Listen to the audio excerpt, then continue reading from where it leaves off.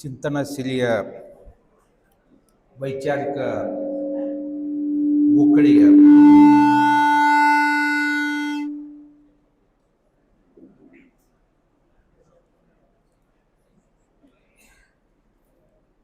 ವೈಶಿಷ್ಟ್ಯಪೂರ್ಣವಾಗಿರತಕ್ಕಂತಹ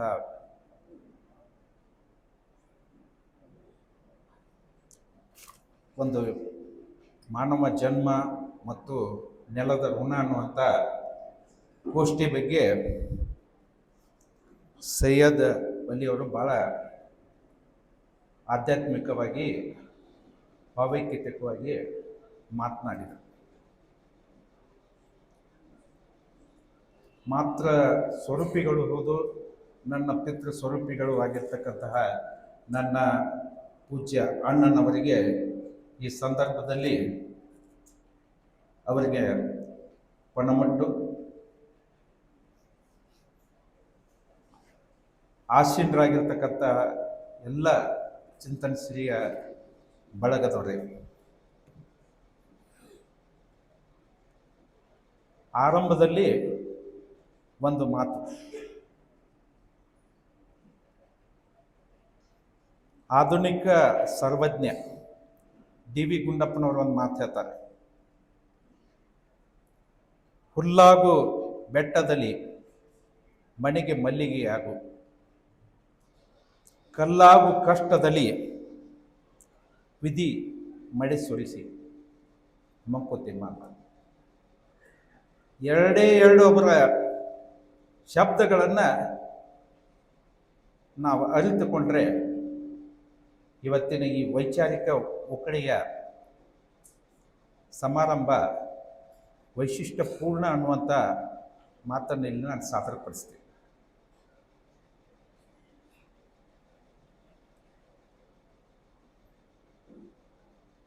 ಪರರ ಹಿತಚಿಂತನೆ, ಪರರ ಹಿತಚಿಂತನೆ ಮನುಷ್ಯನ ಭಾಗವಾಗಬೇಕೇ ಹೊರತು, ಆದರೆ ಸ್ವಚಿಂತನೆ ಯಾವತ್ತೂ ಕೂಡ ನನ್ನನ್ನು ಗುರಿ ಮುಟ್ಟಿಸಲಾರ ಅನ್ನುವಂಥ ಮಾತನ್ನು ಖ್ಯಾತ ವಿಮರ್ಶಕ ವಿದ್ವಾಂಸ ಅರಿಸ್ಟಾಟಲ್ ಹೇಳ್ತಾರೆ. ಜ್ಞಾನದ ಮೂಲ ಗುರಿ ಅದು ಏನು ಅಂದರೆ ನನ್ನನ್ನು ನಾನು ಅರಿತುಕೊಳ್ಳುವುದು ಮತ್ತು ಪರರಿಗೆ ಉಪಕಾರವನ್ನು ಮಾಡೋದು. ಇದೇ ಜೀವನ. ಈ ಜೀವನವನ್ನು ನಾವು ಹಾಗೆ ಹೀಗೆ ವಿಮರ್ಶೆ ಮಾಡ್ತಾ ಹೋದರೆ ಕೊನೆಗೆ ಉಳಿಯೋದು ಒಂದೇ ಒಂದು ಅರ್ಥ, ಅದು ನಾನು ಇಲ್ಲಿ ಬಂದಿದ್ದೇನೆ, ಬಂದಿರತಕ್ಕಂತಹ ನನ್ನ ಕರ್ತವ್ಯವೇನು, ನಾನು ಏನು ಮಾಡಿದೆ, ನನಗೆ ಯಾರಿಗಾಗಿ ಬದುಕಿದೆ ಅನ್ನುವಂಥ ಪರಿಕಲ್ಪನೆ ಮನುಷ್ಯನಲ್ಲಿದ್ದರೆ ಸಾಕು.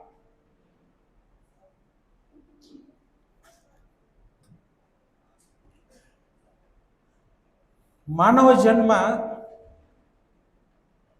ಬಹು ದೊಡ್ಡದು. ಮಾನವ ಜನ್ಮ ಇದು ಬೇರೆ ಪ್ರಾಣಿಗಳಿಗೆ, ಪಕ್ಷಿಗಳಿಗೆ, ಜೀವ ಸಂಕುಲಗಳಿಗೆ ಸಿಕ್ಕಿದ್ದಲ್ಲ, ಇದು ಮನುಷ್ಯನಿಗೆ ಮಾತ್ರ ಸಿಕ್ಕಿದ್ದು. ಒಂದು ಚಿಕ್ಕ ಕಥೆಯನ್ನು ಹೇಳ್ತಾ ನನ್ನ ಅಧ್ಯಕ್ಷೀಯ ಭಾಷಣವನ್ನು ಮುಗಿಸ್ತೇನೆ. ಒಂದು ವ್ಯಕ್ತಿ ಬಾಲಕನಾಗಿದ್ದಾಗ ಆತ ತಾಯಿ ತಂದೆಯ ಒತ್ತಾಶ್ರಯದ ಮೇರೆಗೆ ಅವನನ್ನ ಶಾಲೆಗೆ ಕಳಿಸ್ತಾರೆ. ಶಾಲೆಯಲ್ಲಿ ಆ ಮಗುವಿಗೆ ಬೋಧನೆ ಇಷ್ಟ ಆಗೋದಿಲ್ಲ, ಕಲಿಕೆ ಇಷ್ಟ ಆಗೋದಿಲ್ಲ. ನಂತರ ಮನೆಗೆ ಬರ್ತಾನೆ, ತಾಯಿ ತಂದೆ ತಿರಸ್ಕರಿಸ್ತಾರೆ. ನಿನಗೆ ಕಲಿಕೆನೇ ಇಷ್ಟ ಇಲ್ಲ ಅಂತಂದರೆ ನೀನು ಏನು ಮಾಡ್ತೀಯ, ನಮ್ಮ ಮನೆ ಬಿಟ್ಟು ತೊಲಗು ಅಂತ ಹೇಳ್ತಾರೆ.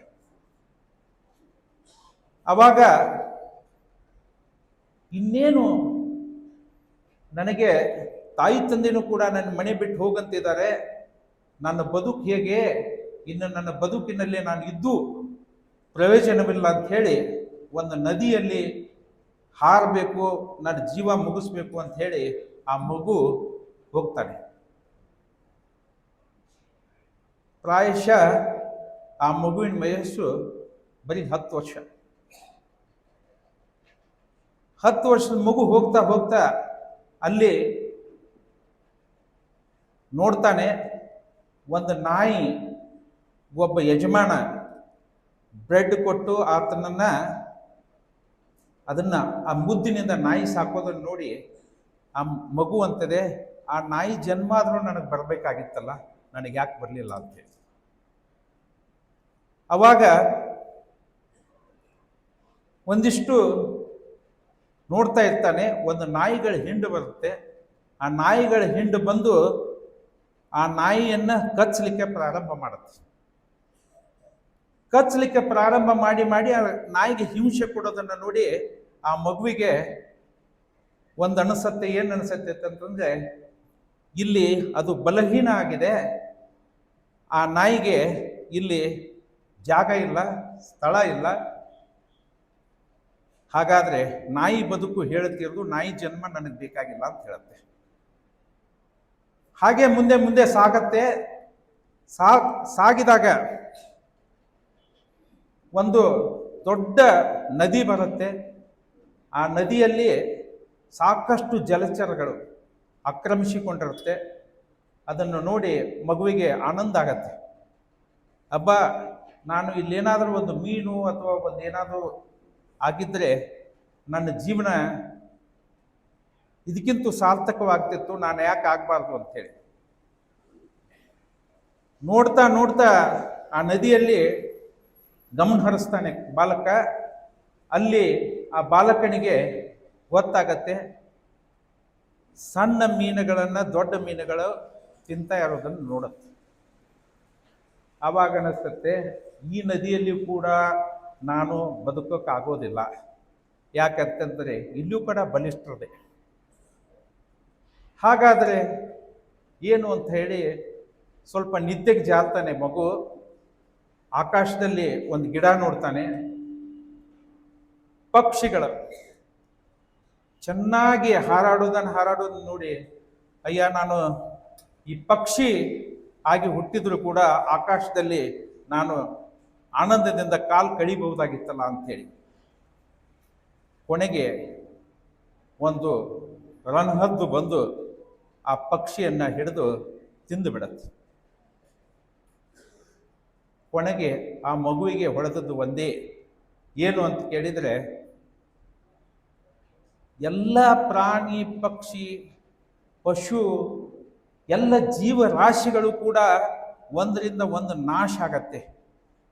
ಆದರೆ ಮನುಷ್ಯ ಬದುಕಬೇಕಾದ್ರೆ ಭಗವಂತ ನಮಗೆ ಪ್ರಾಪ್ತಿ ಮಾಡಿದ್ದು ಒಂದು ಶಕ್ತಿ ಮತ್ತು ಒಂದು ಯುಕ್ತಿ. ನಾವು ಮನುಷ್ಯ ಹಿಂಸಿಸದೆ ಹೋಗ್ಬೇಕಾದ್ರೆ, ಬದುಕಬೇಕಾದ್ರೆ ಮಾನವೀಯತೆಯನ್ನು ನಾವು ಕಲಿತುಕೊಂಡ್ರೆ ಸಾಕು. ನಾನು ಜ್ಞಾನವಂತನೇ ಇರ್ಬೋದು, ನಾನು ಬದುಕಬಹುದು ಅಂತ ಹೇಳಿ ಅವತ್ತಿಗೆ ಇದೇ ಮನುಷ್ಯ ಜನ್ಮ ಎಲ್ಲಾದ್ರೂ ಪಾರ ಆಗ್ಬೋದು, ಮನುಷ್ಯ ಜನ್ಮದಲ್ಲೇನೆ ನಾನು ಇದರಲ್ಲಿನ ಮುಕ್ತಿ ಕಾಣೋಣ ಅಂತ ಹೇಳಿ ಅವನು ಆಲೋಚನೆ ಮಾಡ್ತಾನೆ. 10 ವರ್ಷದ ನಿಂದ ಆ ಮಗುವಿನ ಮಾನಸಿಕ ಮತ್ತು ಬೌದ್ಧಿಕ ಬದಲಾವಣೆಗಳು ಆ ಬಾಲಕನಲ್ಲಿ ಕಾಣಿಸುತ್ತೆ.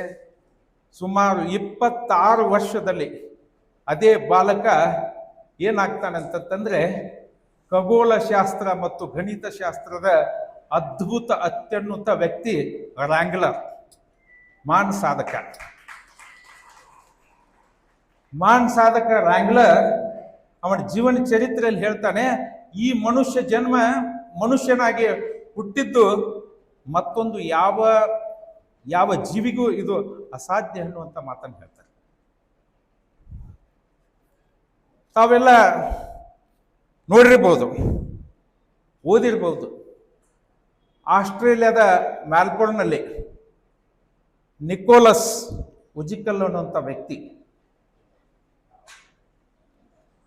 ಹುಟ್ಟಿದಾಗ ಆ ಮಗುವಿಗೆ ದೇಹದಲ್ಲಿ ಅಂಗಾಂಗಗಳೇ ಇರೋದಿಲ್ಲ, ಕೈ ಇರೋದಿಲ್ಲ, ಕಾಲು ಇರೋದಿಲ್ಲ. ಏನ್ ಮಾಡಬೇಕು ಅನ್ನುವಂಥ ಅಷ್ಟರಲ್ಲಿ ಪ್ರೌಢಮ ವ್ಯವಸ್ಥೆಗೆ 16 ವರ್ಷಕ್ಕೆ ಬರ್ತಾನೆ. ನಾನು ಬದುಕಬೇಕಲ್ಲ ಈ ಜಗತ್ತಿನಲ್ಲಿ, ನಾನು ಬಾಳಬೇಕಲ್ಲ ಅನ್ನುವಂಥ ಮನಸ್ಸು ಇಚ್ಛೆಯನ್ನು ಹೊಂದಿರ್ತಾನೆ. ಅದೇ ಅವನಿಗೆ ದೇವರ ಕೊಟ್ಟ ವರ.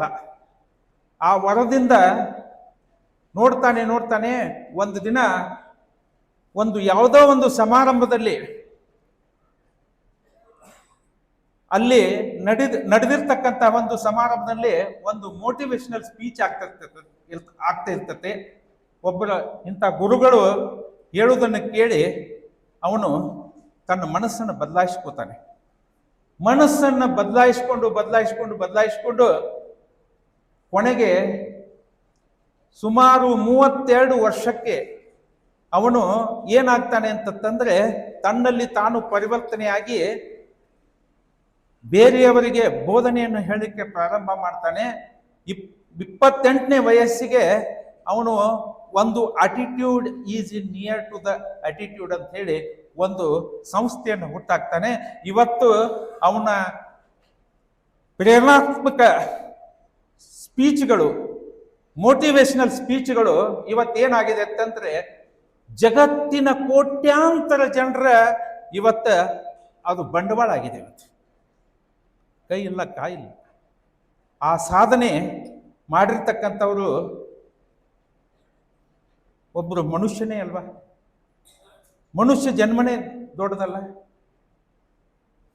ಸಾಧನೆ ಮಾಡಬೇಕಾದ್ರೆ, ಸಾಧಕ ಶಕ್ತಿ ಇರಬೇಕಾದ್ರೆ ನನ್ನ ಹತ್ರ ಅದೂ ಇಲ್ಲ, ಇದೂ ಇಲ್ಲ, ಹಾಗಿಲ್ಲ, ಹೀಗಿಲ್ಲ ಅನ್ನೋಕ್ಕಿಂತ ಪಾಸಿಟಿವ್ ಆಟಿಟ್ಯೂಡ್, ಧನಾತ್ಮಕ ಚಿಂತನೆ ಯಾವ ಮನುಷ್ಯನಲ್ಲಿ ಇರುತ್ತೆ, ಆ ಮನುಷ್ಯ ಕೊನೆಗೆ ತಾನು ತನಗೆ ಅರಿಯದೆ ಹಾಗೆ ಅವನೇನು ಮಾಡ್ತಾನೆ ಅಂತಂದ್ರೆ ಕೊನೆಗೆ ಸಾಧಕನ ಹಾದಿಯಲ್ಲಿ ಹೆಜ್ಜೆ ಇಡ್ತಾ ಹೋಗ್ತಾನೆ. ನಾವು ಸಾಧನೆನೇ ಮಾಡಬೇಕು ಅನ್ನುವಂಥದ್ದು ಎಲ್ಲಿಯೂ ಇಲ್ಲ. ಸಾಧನೆಯೂ ಎಲ್ಲರಿಗೂ ಅಸಾಧ್ಯ. ಇದು ರನ್ನ ನಾಡು. ರನ್ನ ನಾಡಿನಲ್ಲಿ ರನ್ನ ಒಂದು ಬಡ ಕುಟುಂಬದಿಂದ ಹುಟ್ಟಿ ಬಂದಿರತಕ್ಕಂಥವನು. ಎಲ್ಲರೂ ನಾವು ಸಾಹಿತಿಗಳಲ್ಲ, ಆದ್ರೆ ರನ್ನ ಅಭಿಮಾನಿಗಳು. ಆದರೆ ಆ ರನ್ನ ಅವತ್ತು ಬಂಕಾಪುರದಲ್ಲಿ ಹೋಗಿ ಅವನಿಗೆ ಸ್ಕೂಲ್ನಲ್ಲಿ ಹೋಗಿ ಶಾಲೆ ಸಿಗಲಾರ್ದಾಗ ಅವಾಗ ಹೇಳ್ತಾರೆ, ಏನ್ ಹೇಳ್ತಾರೆ ಅಂತಂದ್ರೆ, ಹೊತ್ತು ಮಾರಿ ಲಾಭ ಗಳಿಸಲು ವಿದ್ಯೆಯೇನು ಬಳೆಯ ಮಲಾರವೇ ಅಂತ ಹೇಳಿ ಅವನು ಮುದುರಿಸ್ತಾನೆ. ಅವನ ಬೆಳೆಗಾರ. ಅವನು ಒಂದು ಸಾಹಿತ್ಯದಲ್ಲಿ ಕ್ರಾಂತಿ ಮಾಡ್ತಾನೆ. ಕ್ರಾಂತಿ ಮಾಡಿದಾಗ ಇವತ್ತು ರನ್ನನ ಗದಾಯುದ್ಧ ರಚನೆ ಆಗತ್ತೆ. ಇವತ್ತು ನಾವು ರನ್ನ ನಾಡಿನಲ್ಲಿ ಎಲ್ಲರೂ ಅವನ ಸಾಧನೆ ಹಾದಿಯಲ್ಲಿದ್ದೇವೆ. ನಮಗೆ ಅಭಿಮಾನ. ಇವತ್ತು ಸಾಧನೆ ಮಾಡಬೇಕಾಗಿರ್ತಕ್ಕಂಥದ್ದು ಇವತ್ತು ಬರೀ ಒಂದೇ ಕ್ಷೇತ್ರದಲ್ಲಿ ಸೀಮಿತ ಇಲ್ಲ. ಒಂದೇ ಕ್ಷೇತ್ರದಲ್ಲಿ ಸಿಗೋದು ಅಸಾಧ್ಯ. ವೈಚಾರಿಕತೆಯಲ್ಲಿ ವೈವಿಧ್ಯತೆ ಇದೆ. ಹಲವು ಬಣ್ಣಗಳು, ಹಲವು ರೂಪಗಳು. ಈಗಿದ್ದಾಗ ಮನುಷ್ಯನ ಚಿಂತನೆಗಳು ಕೂಡ ವಿಭಿನ್ನವಾಗಿರುತ್ತವೆ. ಯಾವುದು ನಮಗೆ ಸರಿ ಕಾಣುತ್ತದೆಯೋ ಆ ಕ್ಷೇತ್ರದಲ್ಲಿ ನಾವು ಗ್ರಹಿಸಿದರೆ ನಮಗೆ ಬೇಕಾದಷ್ಟು ಸಿಗಬಹುದು, ಬೇಕಾದಷ್ಟು ನಾವು ಪಡೆದುಕೊಳ್ಬೋದು. ಸಾಹಿತ್ಯ ಕ್ಷೇತ್ರದಲ್ಲಿ ರವೀಂದ್ರನಾಥ್ ಟ್ಯಾಗೋರ್ ಇರ್ಬೋದು, ಹರಗೋವಿಂದ್ ಖೋರಾನ್ ಅವರು ಇರ್ಬೋದು, ನಮ್ಮ ಅರ್ಥಶಾಸ್ತ್ರದಲ್ಲಿ ನೊಬೆಲ್ ಪ್ರಶಸ್ತಿ ಪಡೆದಿರ್ತಕ್ಕಂಥ ಅಮೃತ್ ಸೇನ್ ಅವರು ಇರ್ಬೋದು. ಸೊ ಎಲ್ಲಿ ಇಂಟ್ರೆಸ್ಟ್ ಇದೆ ಈ ಇವ್ರದ್ದೇ ಆಗಿರ್ತಕ್ಕಂಥ ಫೀಲ್ಡು ಜ್ಯೋತಿಬಾ ಫುಲೆ ಅವ್ರದ್ದು ದೊಡ್ಡ ಸಾಧನೆಯನ್ನು ಮಾಡಿರ್ತಕ್ಕಂಥವ್ರು. ಅಂಥವ್ರ ಹಾದಿಯಲ್ಲಿ ನಾವು ಗ್ರಹಿಸಿದಾಗ ನಮಗೆ ದೊಡ್ಡ ಒಂದು ಏನು ಸಿಗುತ್ತದೆ ಅಂತಂದರೆ ತೃಪ್ತಿ ಅನ್ನುವಂಥದ್ದು ಸಿಗತ್ತೆ. ಆ ತೃಪ್ತಿನೇ ಜೀವನದ ಮೂಲ ಮಂತ್ರ. ಆ ತೃಪ್ತಿ ಹಾದಿಯಲ್ಲಿ ನಾವು ಸಾಗಿದಾಗ ನಮಗೆ ಸಿಗುವಂಥ ದೊಡ್ಡ ದೊಡ್ಡ ನಮಗೆ ಬಂಡವಾಳ ಏನು ಅಂತ ಕೇಳಿದರೆ ಅದು ಸಂತೃಪ್ತಿ ಜೀವನ. ಆ ಸಂತೃಪ್ತ ಜೀವನ ಅದನ್ನೇ ಹೇಳಿದ್ದಾರೆ ಪುರಂದರದಾಸರು. ಮಾನವ ಜನ್ಮ ದೊಡ್ಡದು ಹುಚ್ಚಪ್ಪಗಳಿರ, ಹಾನಿಗೆ ಯಾಕೆ ಒಲಿತೀರೋ ಅಂತ ಹೇಳಿ ಪುರಂದರದಾಸರ ಅದನ್ನು ಭಾಳ ಚೆನ್ನಾಗಿ ಹೇಳಿದ್ದಾರೆ. ನಂದು ಅಧ್ಯಕ್ಷೀಯ ಭಾಷಣ, ವಿಷಯ ಬಹಳ ಗಂಭೀರ ಇದೆ. ಸೊ ತಮಗೆಲ್ಲರಿಗೂ ವಂದಿಸುತ್ತಾ ನನ್ನ ಮಾತಿಗೆ ನಾನು ವಿರಾಮ ಹೇಳಿದೆ.